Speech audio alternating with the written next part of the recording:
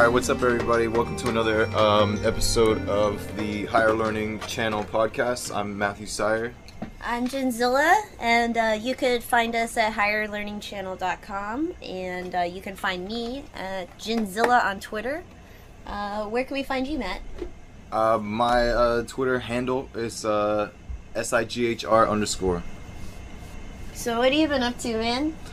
Nothing really, just being dumb. So this is kind of lame. I got an iPad, right?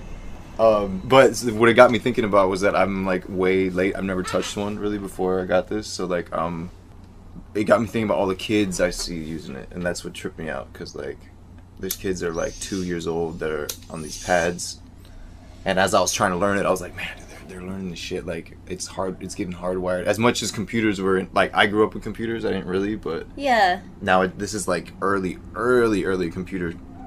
You know, them messing with computers. Yeah.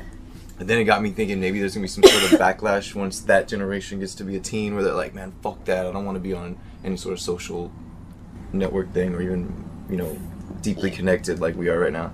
Well, for some reason, to be honest, you know, if you think like that's bad with the iPad, I find it like darker when I see like children that young with cell phones. To me, I feel like that's worse. I feel like an iPad's a little bit more inviting for a child because it's a bigger screen. It's something very interactive for them with games. But like, I feel like once you start giving them like a cell phone, that just starts taking it to another level, you know? I don't know. It's pretty much like a giant cell phone minus the texting, you know, feature. But what are they doing with shit like that anyway? I don't know what's worse, really. Yeah, because like if they have they're basically getting the kids getting their own phone, especially if a smartphone is like. I remember like it was fucking hard for us to even get it as a teenager. That was like a privilege to get it as a teenager. Oh, I didn't have my own phone until I was 21, I think. And then even like when my parents had a cell phone, I'd have to like borrow theirs when I was going out with my friends and shit. And then all of my friends would be like, "Oh, I'm gonna give my girlfriend your parents' number, so that she can call while we're out and like, you know, see where we're at." So like I'd always be getting, you know, or everybody would be calling my parents' cell phone even when I got it back to them. Oh, really? Nah, it wasn't like that. I definitely had my own cell phone when I was like 16. And you were in high school? Shoot, I fucking dropped out by then. I fucking dropped out of high school when I was 16. I was like, fuck this shit, I'm going to college. You're like, I'm getting myself a phone, I'm gonna go to college. Yeah, that's pretty much what I did. I was like, fuck these people. I'm doing grown shit. Hey, hell yeah. And I guess you needed a phone. Yeah. I remember playing Snake on my phone. Do you remember Snake? Oh, it was just a simple, not even 8-bit, like 4-bit, 2-bit game. Like it was just a black on the yellow screen, you know. Snake and the Pong-like game.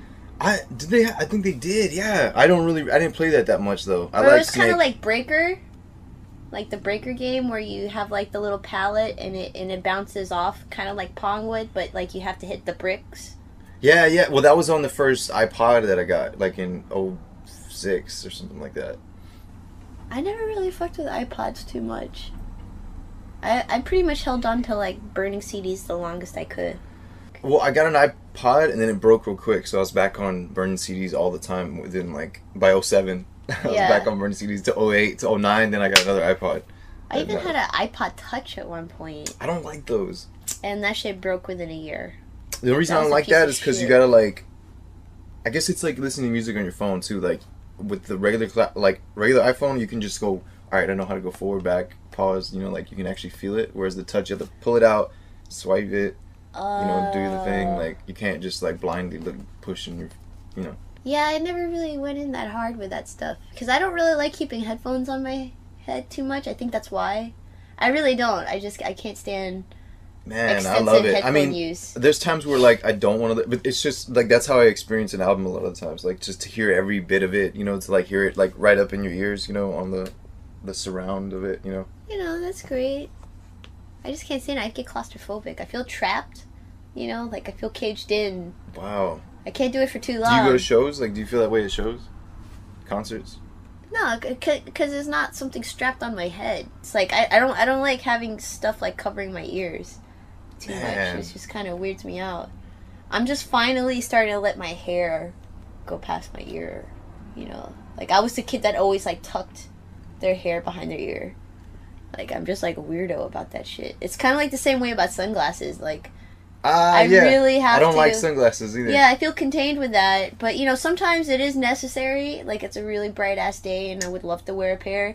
But, like, some days I'm like, why the fuck am I having to wear this shit? It's okay. I could do without. I don't know. Yeah, it's sort of a weird accessory. Actually, I bought some that I liked and I lost them because I've never bought any sunglasses. And then, like, I just put them down and left them because I'm not used to, like, picking them back up. I can't do that. And same reason with whenever someone tried to get me to use one of those Bluetooth headsets when they first came out. This is when Razors were fancy. Oh, those are cool. You remember? And then, like, I bought one and I tried it out, and, like, even that made me feel fucking trapped. I was like, I can't do that. You know, I'd rather put somebody on speakerphone. Yeah, well, I didn't like it because, like, well, of course, I've heard this observation forever, you know, but you think someone's talking to you, you know, when they're on that. So it's just, because I think your voice, you know, projects out, whereas even when you're like this, it somehow bounces back to you to where you can sort of just tell someone's not talking to you when they're behind you and they have their actual phone in front of their face, you know. Yeah. But usually when people, they abuse it when they use the Bluetooth, for sure. Because, like, usually it's supposed to be for, like, some scenario, like, let's say that you need to talk to a client and you need to type some shit in, you know, in a work environment. These people are just, like, fucking wearing to the grocery store, you know, just walking around at times where they don't even have to be, you know, like, having a headset. You know, they got free hand to really talk. You know, they shouldn't. Well, you can tell those dudes is the ones that wear it when it's not on. Like, the ones that wear it when they're not even on a convo. Like, they just have it as the accessory on their face. Like, that's, I'm always like, wow, okay. But what they should be doing is just putting it on, you know, crazy people, like schizophrenics who talk to themselves so they look less crazy. No, I think there's, like, some schizophrenics that are using it, and they should. And you're like, oh, no, they're not crazy, they're just on the phone. Yeah, exactly. I think that's my answer to problems. It's funny you mentioned the Razor. I was thinking about just recently about how much I used to hate texting. Like, I really used to hate texting because it would always take so long, like, to type, you know, go 1, 2, 3, you know, and then you have to go to S, you know, whatever. And then it would take so long to do it, and then there was too much room for miscommunication when you'd, like, send it. And then there were times, and I remember this too, thinking about the Razor, you'd send, like, 4 or 5 and they wouldn't go through, or someone would send 4 or 5 to you, and then they'd come in, like, 3 hours later at once. You know, all these ones that were either responding to you, like, or it was just really, really frustrating. I hated it.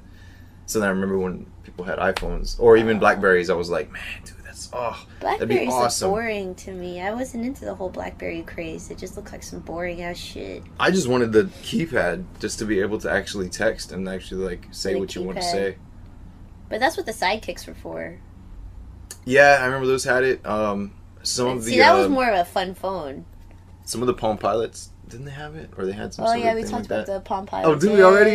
Yeah. Oh, okay. Yeah. Looping back around. Those are good. The first smartphone, sort of. Kinda. But I only had the last one from them, so it was like me. I didn't get into that until, like, the end. I wish, like, phones are always, I'm always late on technology for the most part. Like, I'm always, like, wishing I had a certain thing. So, like, that, even Blackberries, I wanted that. iPhone, I wanted that. Wait, you know? Yeah, that's, I got the old iPad. Now I got the old iPad. Like, you'll never catch me be one of those assholes waiting in line for an iPhone. Like, I will never wait in line for an iPhone. I'm sorry. I can't even think of something like... If it's sold out, then it's just not meant to be. There's this movie, House of the Devil. I watched it last night. Yeah. It's really good. It's this movie. It's by this guy named Ty West. Okay. It's a horror movie in the style of, like, 80s, like 70s, 80s.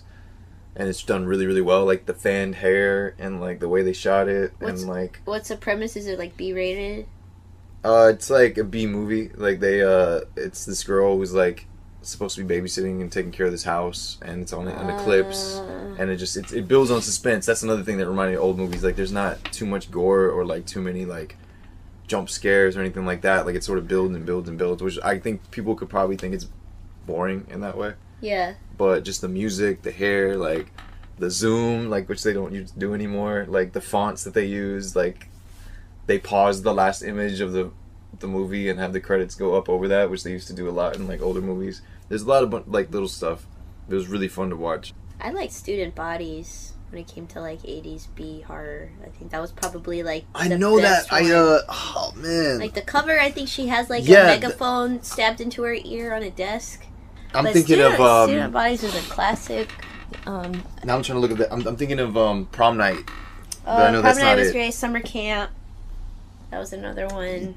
Hold on. All the summer camps. I never saw any of them actually, which is surprising because I try to, pride myself on seeing a lot of horror movies. I don't think I ever saw Student Bodies either, although this was at the old video store I used to go to. Oh yeah. But see? 13 and a half murders. Yeah. 1,423 laughs. Yeah, it's good. It's good. I like that one. That's classic. And also, feel free, to hit us up on Higher Learning Channel if you have any, like, horror movie suggestions for us, if you guys want us to talk about it. Feel free to go onto the helpline. It doesn't have to be a helpline question. If you have any suggestions, just hit us up. Or, got any opinions on stuff, on horror movies that we probably don't know about. Yeah, let us there's know. definitely a lot that I don't know about, and it seems like there was a bunch more that started coming out in the last like 10 years. Like I feel like there's been a huge wave of like direct-to-video web release or like way low budget sort of horror movies. I love Italian B horror. Oh, me too. Oh a my lot. God, I love it. Because, like, they incorporate, like, sexploitation with it, and, like, that whole era is almost, like, borderline pornographic. You definitely got to see a lot more tits than you did in, like, American horror movies. Well, it had a different vibe. Like, it was like, they had a It's, like, more Nude for Satan. No, I never saw that, but I can see the cover right now. It's got the red font, I think. Yep. Yeah. Nude for Satan was the fucking gem. I like that one. And what was it? There was another one with the nuns. There's like all these nuns and they were getting naked also. Naked Nuns. Was it Naked Nuns? I'm just joking. Dude, I really would not be surprised if it was. Nunchuck. But No, it was kind of like the same premise. I think like one of my favorite scenes was like the scene that involved like a spider and then she was getting murked by the spider. Do you know what I'm talking about? No, see, and you know what's funny is like, so then I say I like horror movie, but God, there's so many I haven't seen. Like even this now, I'm already feeling like I haven't seen a lot of them, but I do watch a lot of them. And I'm somebody that doesn't claim horror as a passion. Yeah, you were saying that in which is another hilarious. episode. Like I don't really claim horror as a passion, but I know that. Oh, okay, but the name of the film I'm talking about is Killer Nun. Check it out. That's another one that's a gem. I love it. I like Lucio Fulci. Lucio. Isn't you know that actress Asia Argento? Yeah. I think her father was like Dario Argento. Yeah, he was. Didn't he do Well, horror? Was it erotic horror or horror? Some of it was, but it's so funny because like they did a lot. Like I always thought he did demons, but he didn't do demons. I don't think so. There's a lot where it was like produced by him or produced by Lucio Fulci, and it's like somebody else though. Yeah. Dario Argento did Zombie, I think. Oh, shit, I'm gonna start talking out of my ass. I had the biggest fucking girl crush on Asia Argento. Suspiria. He did Suspiria. that one. I never watched Inferno. He did quite a lot. Yeah, he did a lot, and some of them aren't that good. Well, I mean, I'm sure you're probably gonna not have some ones that are...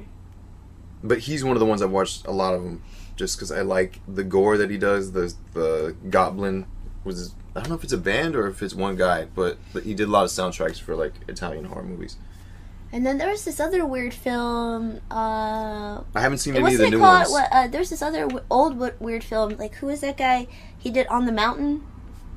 You know what I'm talking about? No, I didn't know that one. And he did all these other films that were super weird. Dario Argento did do La Sangria, demons. Alejandro Jodorowsky. Yeah, he did El Topo. Yeah, and he did a whole bunch of other films too. Did he? I thought he only had like 2 or 3. No way. No, I think he even came out with something. Alejandro Jodorowsky. Holy Mountain. Yes, Holy Mountain. That's the one I was talking. God. It was funded by John Lennon. And you knew this. Once you told me his name. Well, I mean, I was talking El about Topo, something and I was mountain. thinking, what was it? I was even talking about Hey, if you would have Something said, Mountain. if you would have told me director. if you would have just told me the plot, I could have told you. That's a joke too, because the plot's really kind of crazy to even describe. There's like no plot. Well, I think it's like, isn't it like some holy guy says that something's happening over there, and then the Dance of Reality. He just did that in 2013.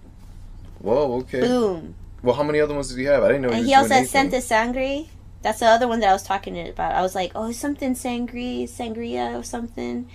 So Santa Sangre, that's the one that involves the transsexual inside that one for sure. That's really crazy. I did not know he had this many films. Fondo and Lis, The Severed Heads, The Rainbow Thief. That's the guy. Hey, yeah, I haven't seen Holy Mountain since like 2007. But I remember I liked it, and I remember it was a lot more visual. I mean, El Topo is really visually, strong too. But I haven't really watched it. But that other one kept me in it just from how crazy the visuals were. Yeah. But I feel like, isn't there a dude who's like on a quest to find something? Like they always have him walking or climbing or like looking, and he's wearing like a little Jesus diaper looking. There's a lot of things that go on in his films. There's always that religion. There's always like this weird fucking religious reoccurrence in all his films. I wonder if that one had the biggest budget. I mean, I'm sure you could find it. Most well known. That and I feel like that and Santa Sangre is both of them are like that. They're probably, my opinion, I think is two of the most well known films that he did. Yeah, definitely. And I think it's like visually inspired certain other films. I really recommend it, especially if you're listening to this podcast and you're probably a stoner or probably some movie nut that wants to get weird. Especially if you want to be getting weird, definitely check this guy out. Very strong imagery. It'll hit you in the face. And also, not bad, especially if you're like a creative yourself, you want to play a movie in the background. I know a lot of people like to do that when they draw or paint or write, just to get the theme of a certain mood going. It's like, I totally stand by that. That's a really good one. I remember whenever I was back out in LA, I used to hit up Amoeba. And Amoeba is like the fucking glory haven for like weird film to find and run into, especially if you just want something purely for visuals. I went to the one in San Francisco, and that's the OG I had one. I played with my emotions because I was like, holy shit, it was like great, right? And then of course I was like, wow, I have like $10 on me. This is great. So I didn't buy anything, but they had so much stuff. And then okay, after looking through all the vinyl and looking through the CDs and finding CDs I never would have been able to find, and then finding like vinyl of albums that I love that I've never seen on vinyl. It's cool to see like the larger artwork, After spending like 2 hours, and I just turn, and then there's the movie section after that. I'm like, oh shit, this place doesn't stop. Yeah. So like there was a bunch of cool shit. I ended up just writing it down. So like I don't even think I was downloading things at the time, but it's really awesome. I really like Amoeba. Yeah. It's great. I didn't buy anything. It's better than like going on any website or any blog review. It's just like you don't have to have someone tell you what they think is cool about it. Sometimes like there's something so magical about just personally being inside the store and like looking at the covers and skimming over it, and it's something that you can't really replace. Like I don't really care about what this fucking hipster asshole has to say about this film. How about, like, I look at the fucking cover or read about what the premise is or see what it's about and let me figure it out for myself, That's what I kind of miss about going sometimes to it's, like, cool because you get to know the people working there, and then they could give a recommendation to you. Or some weird shit that they like, Like, I do feel lucky, though, that, like, I got to be a part of... Even though I never worked at a record store, but I got to, like, experience going to one. Like, because I feel like Amoeba is a somewhat unique case. Like, there's not too many...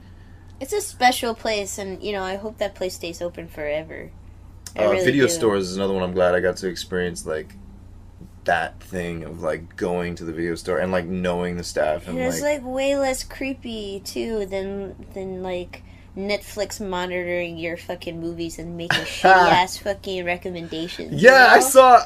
God, like, what I was the using fuck someone were you else's... thinking? Like, I was like, why did you think that this was okay? This is not what I want to watch. It was that House of the Devil, and, like, I was using someone else's, and it brought up other horror movies, but I was like, man, that's nothing like this. Like, I would not recommend that horror movie if you like this one. They're like horrible recommendations, you know, or I think it's just like I think they just it's some computer thing where they just say, oh, they haven't watched this yet, and it's a horror movie.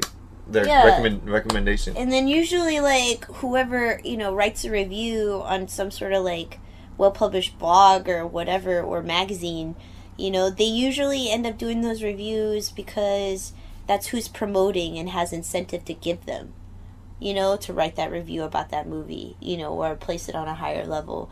You know, there's not that many good critics that aren't, like, semi-advertising. Yeah, I guess you're right. I mean, you but know? I don't think in the movies that they decide to give a good review to. Yeah. I think it's more like, I mean, there definitely have been, like, ads. Like, if you were to, like, look up a list of, like, oh, let me see what the top these types of movies are, and then they give you, like, a list. Usually those are, like, lists based on sales. It's almost like, I mean, picking, sometimes, like there's some reviewers that, like, are way more mainstream, and you can, like, it's almost, you wonder if they even watched anything that wasn't at AMC, you know, that wasn't at, like, at Lowe's, you know, whatever, like, at the biggest like name top ones. 40 charts of, like, yeah. movies, you know. But then there's some that actually, like, watch a bunch, and, you know, or there's some reviewers where, like, it seems like all they ever give is, like, that's usually the ones that do the top 40 type shit. All they ever give is, like, good reviews. Yeah. And if it's bad, they don't really ever review it. Or they may give, like, one bad one here and there. I like ones that trash most things, because it's funnier to hear someone tear down a, you know, multi-million-dollar project, which actually even the lower budget ones are multi-million-dollar projects now. Anyway, like major Hollywood projects than it is to hear someone tear down like lower budget ones, which like kind of goes against what I was just saying. That was crazy low budget. They didn't even break 6 figures to make that film. No way. I don't believe that. No, really. Like, they put their own money into that shit. I think that was a very low budget film. I don't believe that. I really don't. I heard. I think it cost probably 6 figures just to get Matthew McConaughey to. No, talk. he didn't.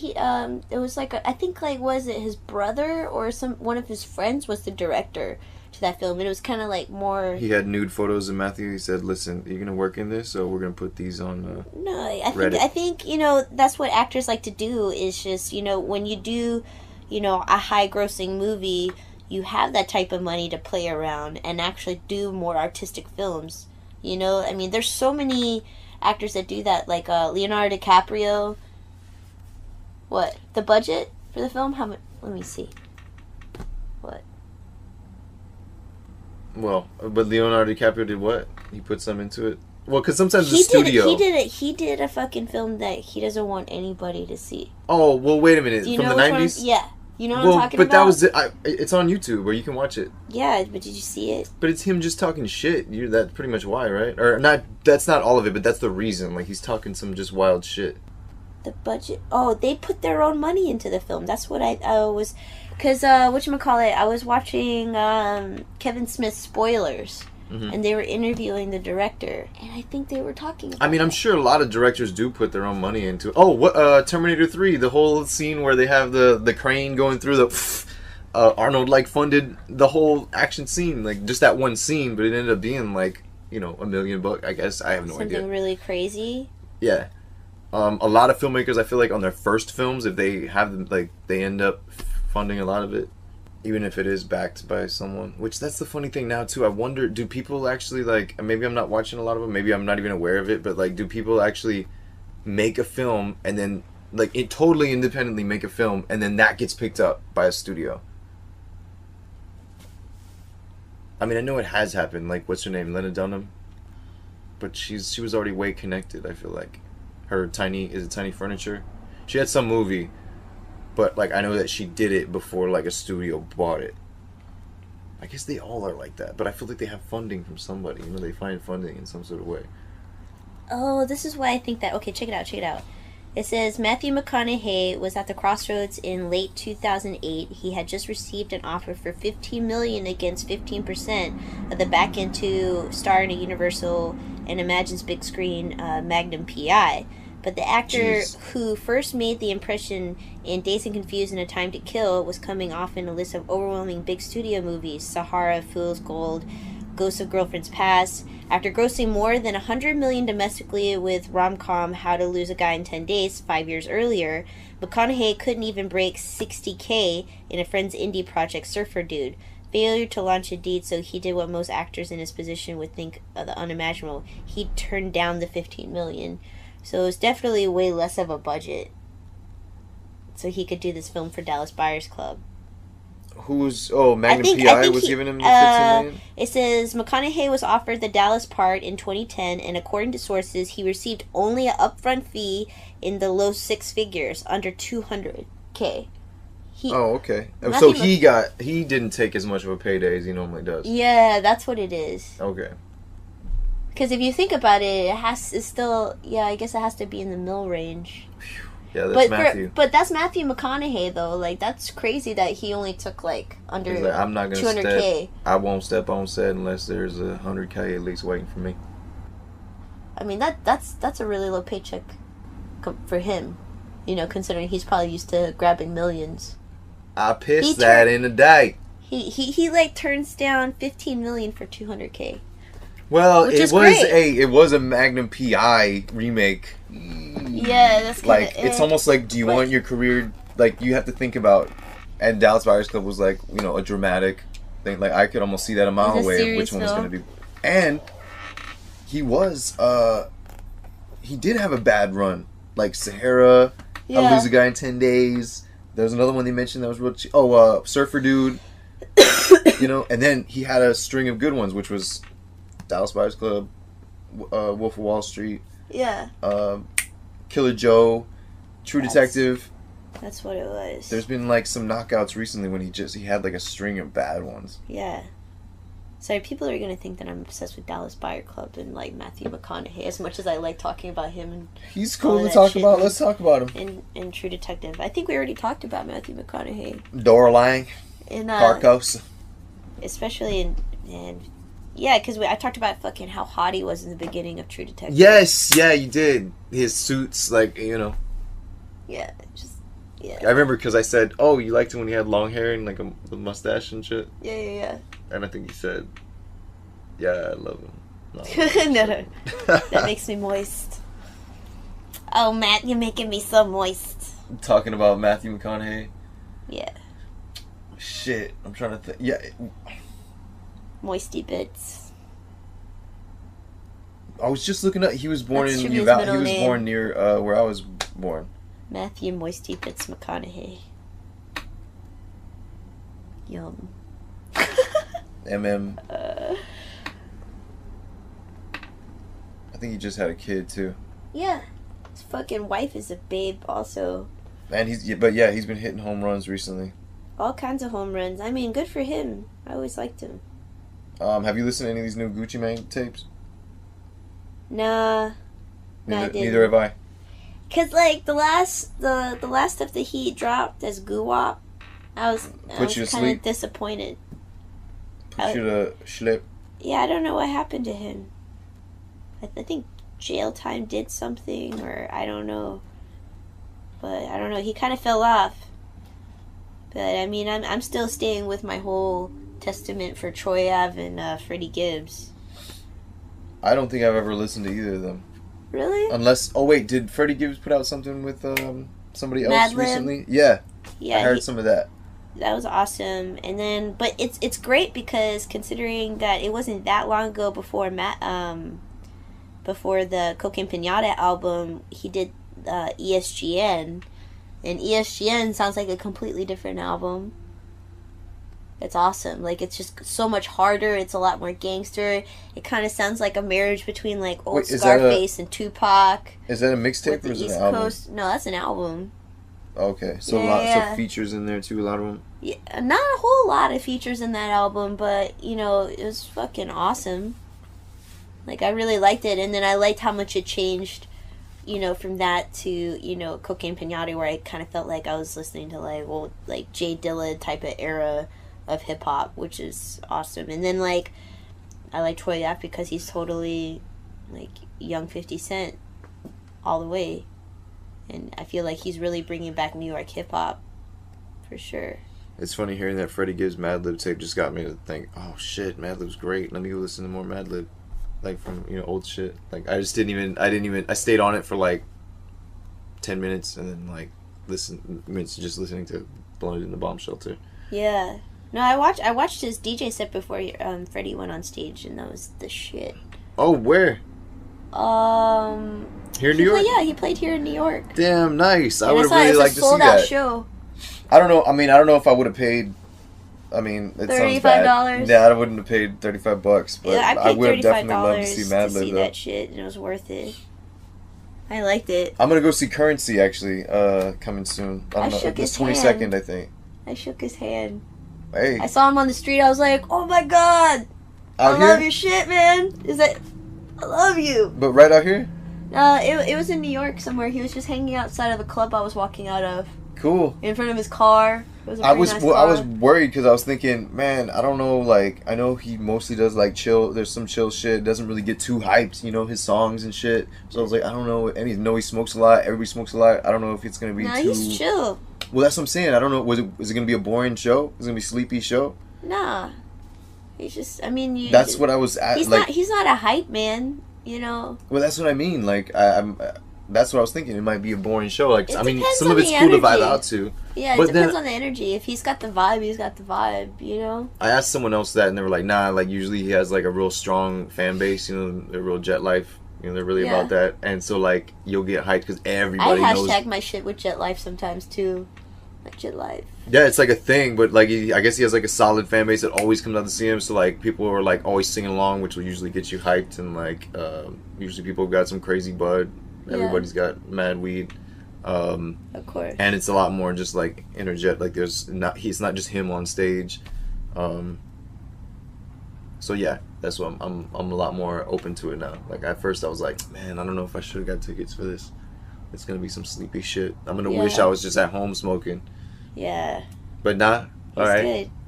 Well, not. Yeah, that's what I was thinking. He is good. I like his work ethic. I love his vibe. I love his flow. I love like not catching shit and then coming back later and catching shit. I love the work ethic, I even remember when I first listened to Currency. I don't know if you remember it, but he was on that song with Lil Wayne, Where the Cash At, with Rod Digga. Yeah, it was on Dedication. Well, it was probably on something else too, but it was on the first Dedication, I think. Yeah. Hey. Or was the second one? That was the first time I listened to him. Yeah, I didn't like him at first, actually. Even when I heard him I all liked this him stuff. then. I always kind of liked him. It was like, I don't want to say mush mouth. It was like slurry almost. It sounded like, and I didn't like it. It took me a while to get into. Yeah, no, you got to develop into your own shit. But I still liked it. He still had good energy. I like the way he did. Did you listen to that fucking new shit from Busta Rhymes and Eminem? Nah, but who's going faster? Who's rapping faster? Dude, all I know I haven't even heard it. Like, I don't know what they were going for. I guess it was like supposed to be like a battle type of song. Uh-oh. I guess that's what's kind of like a battle song because like it's not really something you could really move to. It's not like, I don't feel like it's gonna be like a club banger. Well, I feel like a lot of recent Eminem, and it feels like it's been awkward. Even though I haven't really listened to it. I've never really been a fan of Eminem. I just got into like his old shit maybe like 2 years ago. And like, it was great. His old shit, like I liked it when I was in high school. I didn't. For a second. From that like what, first and second album he did. That was like 99, it was alright. I think. Yeah, it was alright. But I didn't explore that anymore. No, it was even before 99. I was listening to him in 97. Infinity? In 97 is when I was first listened. Was I that think his it was first like album? 97, wasn't it? Yeah, 97. And then, but no, and then Busta Rhymes is obviously Busta Rhymes. He hasn't, like, changed a bit. I personally was, like, really disappointed with their stacks inside the song. It just was, like, so repetitive. Like, it was just so repetitive. Like, there wasn't, like, a change up on the flow of, like, the way they were doing their bars, Like, it's just like, this is kind of boring to listen to. It wasn't like a great song. I know fucking Trey Songz has got the fucking awesome club banger out right now. Like, I really like what Trey Songz with Na Na Na Na. No, I don't know that one. I still just know Trey Songz from. He kind of rips like Lauryn Hill a little bit from Ooh La La La. Oh no, he goes oh na na na. Yeah, he kind of does that. I don't like that. I wonder. He was in the Texas Chainsaw Massacre remake. Who? Trey Songz. Was he really? Yeah. I didn't know about that. It was not very good. But he did that.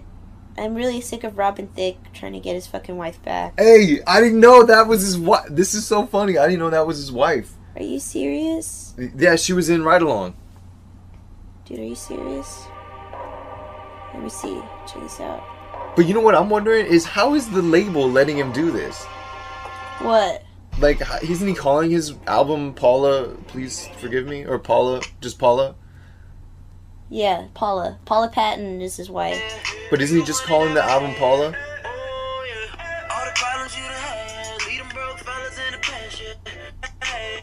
I don't want that part. I don't understand how they're letting him make this, like, about his own personal, like, Paula, I want you back. Yeah, I don't know. It's like he should have fucking made that album before fucking pissing his wife off for her to want to leave him. And you know what it is, right? Like, they've been together for a while. I think it's since high school. No shit. They've been together since high school. They've been together for 15 years. Well, you know what it is? He was on those VMAs or whatever the fuck it was with Miley, and shit started taking off. You think that's what it is? I think it's this new fame, the new girls, like the new level of girls that's approaching him from this, a more visible. I think he's position. just exploiting her for, being the piece of shit he is. He's just trying to, like, fund that alimony money she's about to take from him. Like, oh, okay, she's about to take me for everything I'm worth. Let me just go ahead and make some hit songs, and I'm going to dedicate it to her. And it's probably going to piss her off even more. But, hey, do you think he really wants her back? Or do you think he's probably doing that to make her mad? Well, it's the thing of, like, yes, I think he really wants her back. Yes, he'll cheat on her again. Why would you cheat on that woman? That's what I was thinking. But, but then I was thinking they've been together a long time. He's just getting more famous, He was probably, like, for a while, like, man, this is it. I'm not even going to do this anymore. Cut to 6 months later, and he's on the VMAs. The dude from Green Day is still with the same wife since he married. Yeah, but they already had, like, their rise. You know what I mean? Like, they got married right at the rise of fame. I guess because he did Dookie in '94. Yeah, I guess you're right. And then, but I think even them, like, I heard on the rumor mill that they were having, like, marriage issues. Like, oh hell yeah, I bet you they are, or they have. They I don't know. But I'm sure they're good now. Dude, his fucking son is in a band too, and apparently he's going on tour with Pennywise. Wow, he looks like he has aged really well, or he hasn't aged at all. He aged really awesome. I don't feel so ashamed about having a crush on Green Day when I was 12. I've only gotten into them recently. I'll tell you what. I still rather bang Billy Joe than his son. I've seen pictures of his son. It's like 17. He's like barely legal. That's like that's age of consent. Yeah, it's age of consent. And then you would think that, like, oh yeah, younger, he could be a babe, and then you look at a picture, I'm like, hey, sometimes the looks don't get passed down. Just didn't really. He probably gets it from his mom more than he did Billy Joe because he doesn't have, like, the big eyes. Maybe they have another sibling that's like. There is a 15-year-old. It looks exactly like the mom too. Strong genes. Both of them. Yeah, she got some strong genes. For real. It's been amusing me recently when you see people on the street or, like, and I was thinking, like, that there's this clan, of people that and they all look the same. Yeah. And, like, how you can just identify that. You're like, oh, they're brother and sister and that's the dad. Or you're like, because they all look like, one of them. But then I was thinking, like, back to childhood, like, there was always someone who, like, they all looked like exactly, their clan, their like family all looked the same. Yeah. All right, and this goes into the portion of the Higher Learning Channel helpline. Speaking of issues somewhat similar to Robin Thicke's current not even tantrum. It's kind of awkward, is what it is. Like, I think it's really fun. I hope it escalates. Because I like it's sort of a spectacular face plant in a way that's gonna happen. It's You're sort of watching one it in slow mo. we're all a part of the dirty laundry issues. And I have nothing against him. It's just the fact that it's so... I guess it's good marketing for him, though. I guess it is. He's more popular now than he was before because of this fucking album. He probably looks like a softie to some women, and then to me, I'm suspicious. I'm always suspicious of people. Maybe it's like stoner paranoia. Yeah. He's, I mean, I don't know anything about him at all other than that, and that's just because it's like, but it's right, you're right, it's getting him, like, it's getting him talked about. Yeah. On even top podcasts like this. Speaks. Oh yeah, on that note, again, we got the helpline going on, the Higher Learning Channel helpline. Speaking of all of that, Higher Learning Channel helpline, if you have any issues, feel free to give us a shout. Hit us up on higherlearningchannel.com. Hit the helpline button. Feel free to ask us any type of question, especially if it comes with like relationships or friendship advice. Or even if you want to ask us about like what any kind of artistic process might be, or somebody you might want on the show, anything like that, just go ahead and hit us up on there. So I guess we're gonna get to the questions. I noticed once I went back on Facebook, I actually reactivated it recently. So if anybody wants to find me on Facebook, you can find Ginger Beats Mode. Feel free to hit me up on there. But as soon as I came back, I got hit up by so many of my dude friends. They're like, where have you been for a year? I needed so much girl advice. I got all this shit going on. So I can imagine. I'm not gonna call them out by name, but we could go by some of the topics that they like to bring up sometimes. Oh, okay. You have it on there on your phone? Well, one of my friends, he pretty much was like, he's pretty much like about 30 years old. And he's dating a girl that is 23 years old. Okay. And he likes her quite a lot. And he just kind of wanted to get like a rough speculation. Is that something that he would find promising with an age gap like that? I'm thinking about gaping holes, guys. So I'm sorry. No. Well, depending on. Well, I'm sure it's quite not gaping at 23. Hey, you never know. Hey, it's 2014. It's 2014. They're getting it in at 12, man. I know. Well, that's they're looking at iPads at age 2. You know, like they're probably looking at porn. It's just a clip. Well, then again, you know, like I looked at fucking Playboy when I was 5. Yeah, but it's a little different when you got that video of the anal threesome. I feel like 23 is a good age for a woman. I mean, you know, in a relationship, she's at a good age. She's still trying to figure herself out. I don't feel like a girl at 23 probably has it as figured out. But she might, though. Like, that's the thing. Like, I really don't know this girl. Depends, that's what I was it saying. depends like, where really she is in her life. But, you know, considering the situation, you know, she's probably, like, an average 23-year-old girl.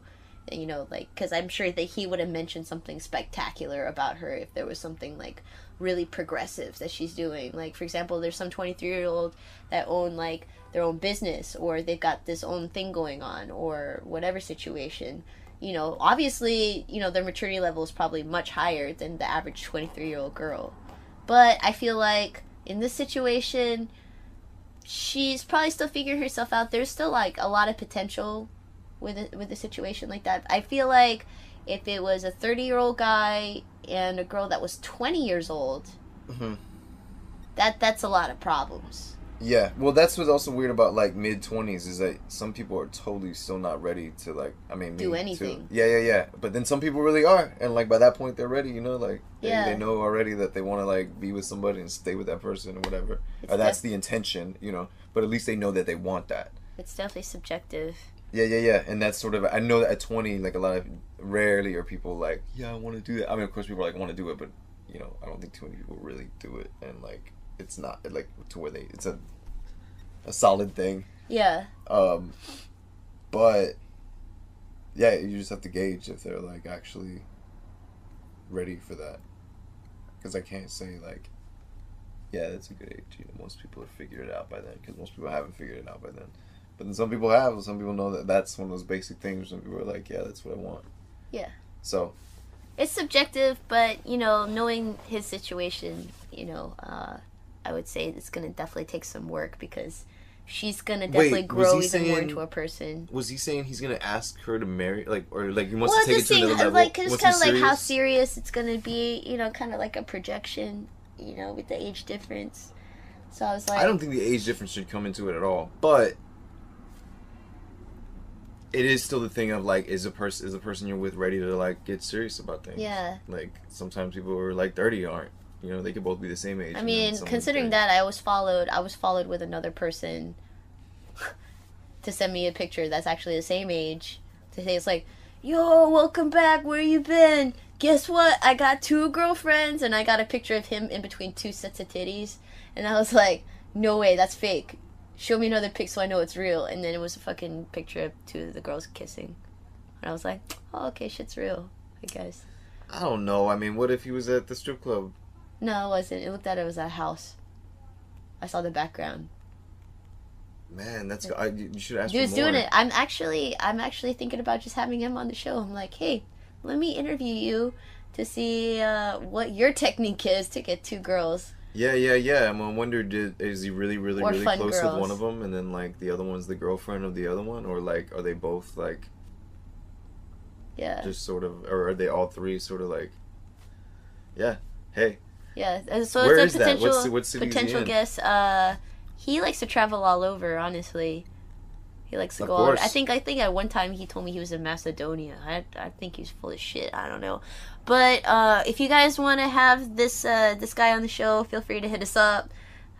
Push him forward. We can talk about threesomes with this dude. We can talk about threesomes. Let's see what the magical key is about finding a hot fun ladies. BBs. Some crazy interactions that, you know, or yeah, I'd be curious of situations that come conflicts that come up. It's probably the same shit as a normal relationship, but just like echoed or like magnified in some sort of way. Yeah. So another thing, all right. So yeah. Looking through the questions, we have a question over here. It says, I am trying to visit New York, but it looks like with the hotel costs, things cost a lot of money for what it is. I'm looking to keep my finances down. I will be flying in. Do you have any advice? It depends on how much you want to spend. I'm sure they don't want to spend that much, but like a hostel could work. Airbnb could work. Yeah, definitely Airbnb is a great option. You know, you could always like just stay in someone's house for like a less price for more room, and then you actually get a little bit more privacy. Checkout time is probably going to be a lot more lenient, especially if the person's out of town. Or you could actually be in a weird situation where you're staying with another set of people too. Or you're on the couch and like you're sort of in their world, you know, like you don't have a room. Another thing is like I would definitely recommend taking the subway a lot. Try to avoid all the bullshit with taking the bus top tours. You definitely want to see the city on your feet, so that's still going to save you a lot of money, especially if you're just going to walk around. Make sure you bring your walking shoes with you. Hostels, yeah, I mean, if you don't mind sharing space or going into a hostel, it's definitely going to be your cheapest bet, and even that can be kind of pricey sometimes too. Yeah. Don't even bother asking your friends if you could stay with them, because most likely they have no room. And don't get all offended if they can't put you up, because I mean, I don't think you understand how real it is with space issues in New York. And why you didn't have a place to stay before you booked the flight? Well, you know, I'm sure he's planning it out or trying to plan his finances, you know. Yeah. Like, you know, oh, no, it didn't sound like, I don't think he actually purchased the tickets yet. And then also for just like regular food, if you're not going to be going to like all the bougie restaurants and you want to cut costs, I would say bodega sandwiches. They're usually like $4.50, especially if you're in Brooklyn. Or $3.50. Pizza too, just a pizza, slice, $1 slice pizza.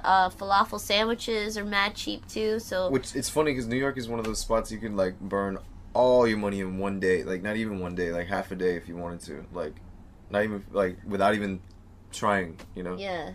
But try to stay away from East Bronx, not East Bronx, but East Brooklyn. and then all the way up on the Bronx, because there ain't shit over there. I did a photo shoot over there one time, and I was like, oh, cool, I'm on location. I got a little bit of time. Let me go get myself a little coffee. No bodegas. What? Yeah, no bodegas. I had to walk, like, 6 blocks to get the shittiest coffee ever. I mean, that happens in Brooklyn sometimes. No. No, there's coffee shops everywhere. There's coffee shops everywhere in Brooklyn. Wait. What I meant was you go through 6 blocks of coffee shops, but to get to another bodega. You can't find bodegas sometimes. Yeah, but there isn't shit. That's crazy. It was like That's all scary. industrial. I wonder, I'm showing my, we're showing our, New York ignorance somewhat of not, but you've been there. I've never been out there. I've been there to see it with my own eyes. I seen it. I've been really curious about Maspeth, Queens, like where there's no subway, like the subway doesn't go there. Like I feel like a lot of I'm sure that a lot of people use the bus, but it's just I know it's a whole other way of, it's a whole other place, probably, Oh god. And I want to go to Staten Island too because it's probably surreal to be like. I've been to Staten Island for that show with Jay Miller. I went right up on I've been to Staten Island, but I didn't go deep into it. Oh, I only got to see that much when I did the show, and then I also went out there to do like some fucking weird fetish video. One time, yeah, that was fucking weird. Was it at a mansion with a gate? No, it was like some weird fucking porn setup. But, Wow. I wasn't doing anything pornographic, and, my vag wasn't all out or anything. There was none of that going on. Was that going on in front of you? Or none of it was going on anywhere like that? No. But it just reminded me, I was in, some weird, cheesy, porn setup. Just the way the lighting was, the setup, everything about it. And then, So it wasn't, intense and scary? It was, cheesy? No, it was just cheesy to me. And I hated it. Was that someone's house? I fucking hustled it. Yeah, I think it was someone's house. The guy who does this fetish site or whatever. Apparently, it's really good money. I mean, you pretty much on a porn site, not doing porn. Shaolin Slave, Volume 1. I mean, it was easy, $400. Hey, fuck yeah. For not really doing that much of anything, So it's not bad. But yeah, I was also out there for that show with Jay Miller. He did a birthday episode, which I'm sure I'm going to share on the blog. Feel free to check those links out. Jay Miller is hopefully another potential guest that we might have on the show. Check out that show. See how you like him. If you like him, just give us some feedback. Wait, who is he? He's a comedian. Oh, okay. Yeah. And he does public access on Staten Island. I was on the show with Chris Gethard from Upright Citizens Brigade. Okay, that name is a little more familiar. Yeah, and I'm sure if you're pretty familiar with podcasts, you probably know about the Nerdist, and Chris Gethard's actually been on some shit with Nerdist as well. He'd probably be the dream guest to get. I would love to have Chris Gethard on the show. He's awesome. But Mid Evenings with Jay Miller, check it out on YouTube. Mid Evenings with Ginzilla, that's also the episode if you just want to Google it or look more into it. And he's also on Twitter. Holler at him. He would love it. I guess it's going to be crazy to have because they're going to be all sober as fuck and then, crystal clear. And we're going to be high. The high host. But oh my God. But no, it's a good balance because he's a very spastic guy. I know he's gonna be running circles around us. That's okay. I'm gonna need to be high for that shit. No, that's cool. I'll be more alert actually because I'm very high this time. Yeah. Yeah. Which is okay. I mean, we are the Higher Learning channel. Yeah, I know. I try to use moderation, but I smoked before I got here too. Yeah. So it's all good. I was a little pre-blown. Pre-blown. It's okay. It's pre-gaming. Yeah. Good idea. I've just been working on a lot of shit right now. Just trying to get this book laid out, having book layout drama, pre-production, post-production. It's you have a title? Gonna be the bane of my existence. I'm not gonna announce it yet. Oh, okay. I don't want anyone to steal my shit. But be on the lookout. Hopefully I'll get this shit done soon. I also found out that I'm in Clear Nude magazine on spring 2014. That's also available on Amazon. Is it an American magazine? Yes, and Okay. that was the shoot that I did with Rekka Niari, and it was with the Geisha series. So it's going to be like a full black and white nude magazine. Feel free to look it up. Clear Nude Magazine, Spring 2014, Volume 2. Make sure you look at that. I also posted a link on my Instagram, Akuma Suicide, and you can also find me on Facebook. I posted a link on there as well, Ginger Beast Mode. Check me out.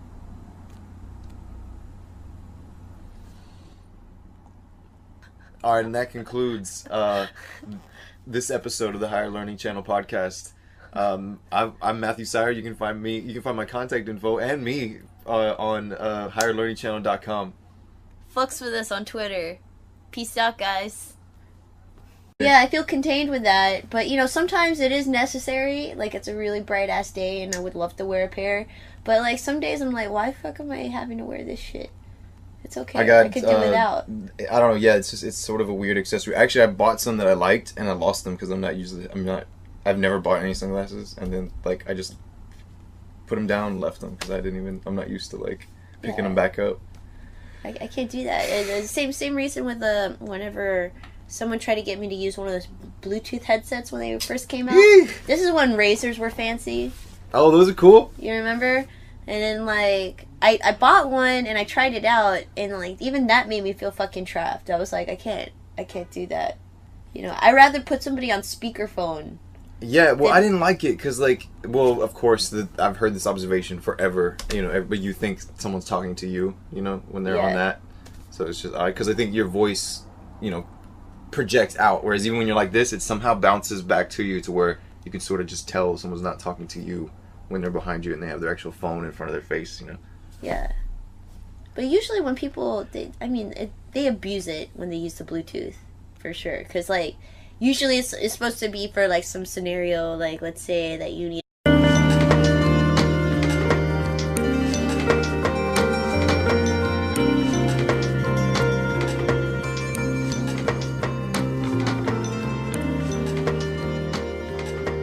Alright, what's up everybody? Welcome to another episode of the Higher Learning Channel podcast. I'm Matthew Sire.